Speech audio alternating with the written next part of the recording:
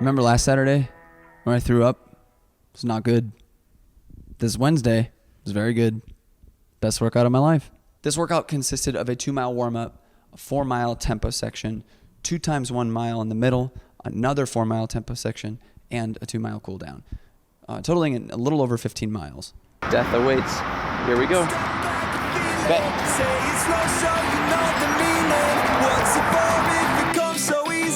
Never know what I want, know what I want. Losing focus, hoping you don't notice. Coach had me target 5:50 to 6 minutes per mile in the 4-mile tempos, and then about 5:40 per mile on the 2x1 mile in the middle. I decided to run this at the track and along the lakefront, the 4-mile tempos along the lakefront path, and the 2x1 mile on the track.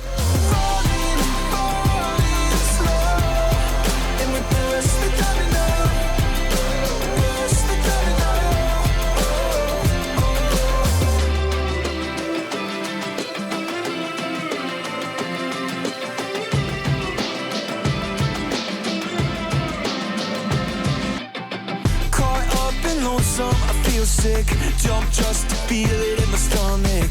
Lose out, find out, so it's build up. Good is good, what if good isn't good enough? Losing focus, hoping you don't notice.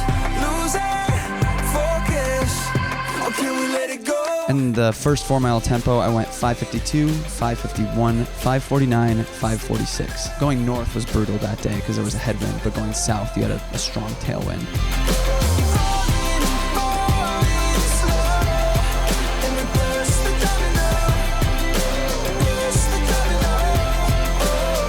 There's an 800-meter jog after the first 4-mile tempo, and then it went 2x1 mile with 2-minute jog rests.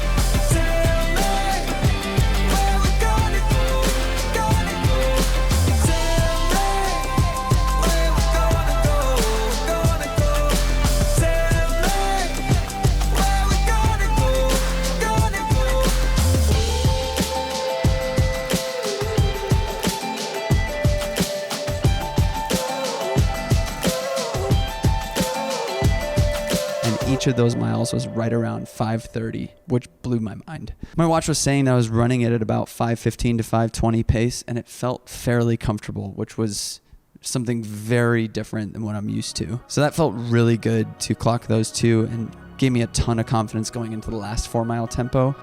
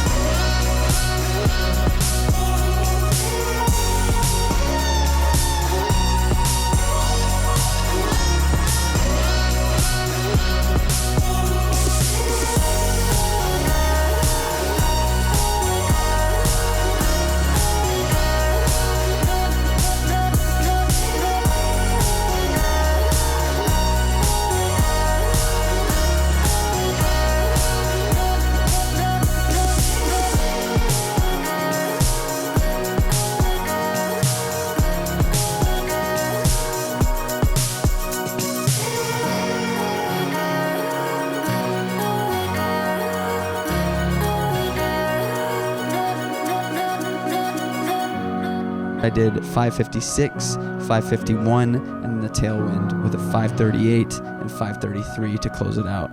And I was very happy. Cut to me screaming.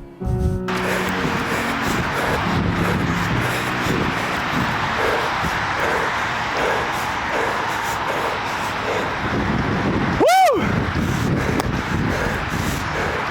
5:32. Oh, dude. Tailwind, but I'm happy. All right, 2 cool down. That was the best workout I've ever had. No, like far and away. The miles up were really hard, around 5:50. And I closed 5:39, 5:32, I think. Like, not, it was hard, but it wasn't super hard. And all those, that was like a 5:35 on the track and a 5:32, I think. So, yeah.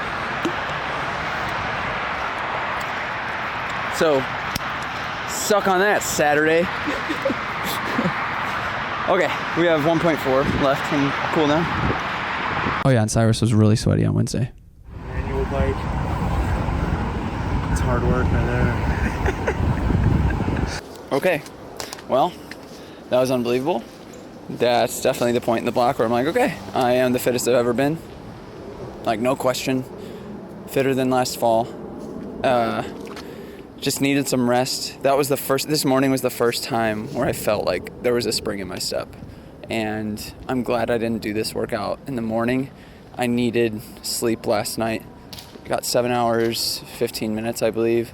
My body's so accustomed to waking up at like 5. I just kind of laid in bed for 45 minutes, but went to bed early, got some deep sleep, been doing active recovery, been foam rolling, been Theragunning, Epsom salt baths. Just, I'm taking it seriously on the active recovery front, and it feels like everything is kind of clicking in that sense now. So I'm hoping to get back in the gym this week, keep up with active recovery, and keep getting fitter. It's very exciting. Rest of the week was pretty boring, as it normally is. A lot of easy running, but on Friday we went down to Tennessee to premiere our documentary that I talked about in previous episodes with Joe Greer. So we spent the whole day on Friday driving down, about 10 hours total with traffic. And I didn't run that morning because I wanted a good bit of sleep and not have to wake up at like 3:30 a.m. So I decided to do my quick little 5-mile fartlek workout in the evening before we had some pizza. All right, easy 5. 17 tomorrow. It's got a 2-mile warm-up, 10 times 100 meter fast, 200 meter float, 1 mile cool down, and then pizza.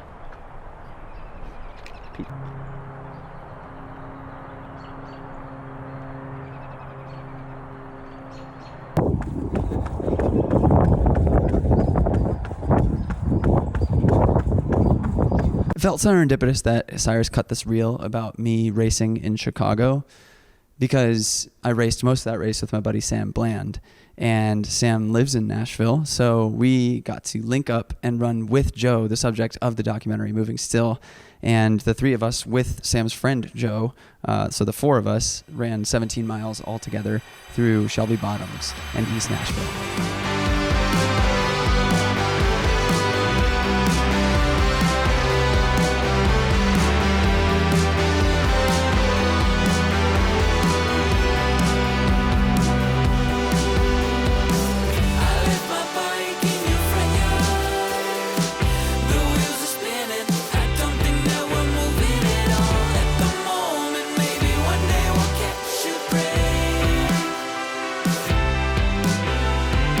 Pack my bag.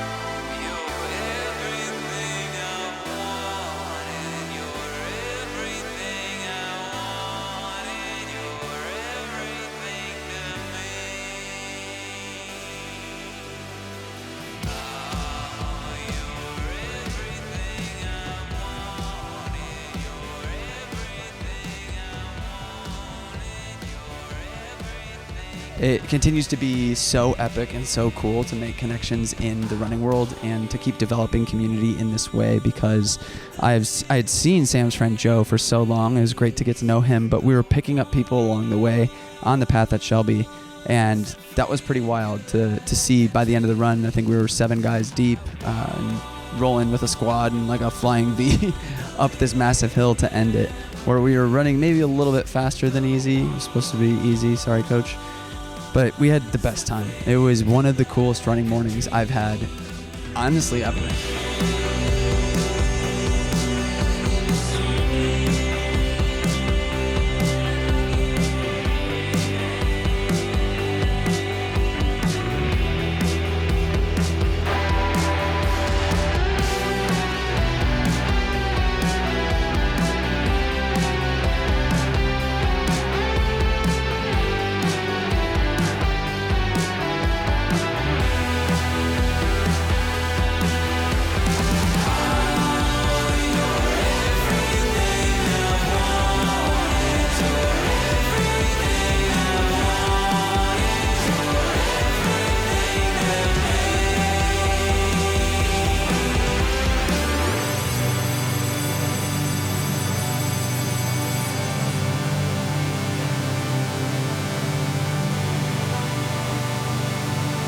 Because we ended at the Exchange, which is maybe the coolest running store. It is the coolest running store I've ever seen in East Nashville. And they carry like Bandit inside the store and have virtually everything you would ever dream of inside of a running store. It was their 1-year anniversary. They had bagels and coffee and got to meet so many people and just feel the excitement for this training series and the documentary. And it was just all these things colliding at once, and something I'm just incredibly grateful for. If I can provide any encouragement to you, is to get out and to get to events like that and get to races and get to places where you can meet other runners that are like you, that have the same philosophies and mindsets, and maybe are even around the same times that you're running, so you could race together. There's something so special about it, and it's something I wouldn't trade for anything. Those moments just mean the world to me, and I was so happy I was able to experience that morning. At the end, we were like under 6, just cruising at the end. He was totally pushing the tempo. Yeah, I think both of us were. Yeah, that'd be great. I think the guys behind us were just like, ah. Like, hey, weren't we supposed to be doing easy? No, we just hit the hill and we were like, let's go. It felt really good to just like bomb a hill towards the end. It was so fun. Yeah. Like going into Shelby and like the 2 guys behind us, Zach and I forgot the other guy's name. They were just behind us and we could hear them talking. And then like slowly, eventually, they were just like we were keeping the same distance. I think Joe was kind of like, I'm not gonna let these guys pass us. So we started picking up our pace, and then they like caught up to us. And then Sam knew who he was, and we're like, oh, you just, yeah. Then we all joined. And then we introduced each other, and I was like, why are you guys in town? And I'm like, oh yeah, we shot a documentary on Joe. And then Zach was like, oh, Joe, so I'm gonna be there tonight. Yeah. Oh, that's cool. Yeah, so, and then we picked up Brandon, the last guy. He was like coming at us, and he just kind of jumped in, and we just formed a flying V and had ourselves a party. It was a lot of fun. Like, they just know every runner here. Yeah. So like, as we were passing people, they're like, oh, what's up, Jackie? Oh, what's up? Yeah, that's so fun. And yeah, it was just, I haven't really experienced community like in that regard, like on a run before, without it being a shakeout run.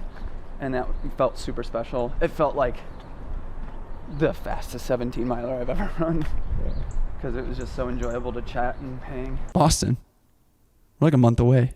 This is crazy, dude. Oh yeah, one last thing. My body is changing. Like, I'm thinning out. I'm feeling lighter. I'm feeling faster. And this typically happens in the last 6 weeks of a marathon training block. So it's good to have the affirmation that the workout worked and that my body is adapting to be able to run this distance at this speed. Oh yeah, it makes me feel vindicated about the treadmill workout, that it was actually accurate last week. So all you treadmill haters, I love you all. I don't want to cause any division or tension about treadmills. Okay, bye.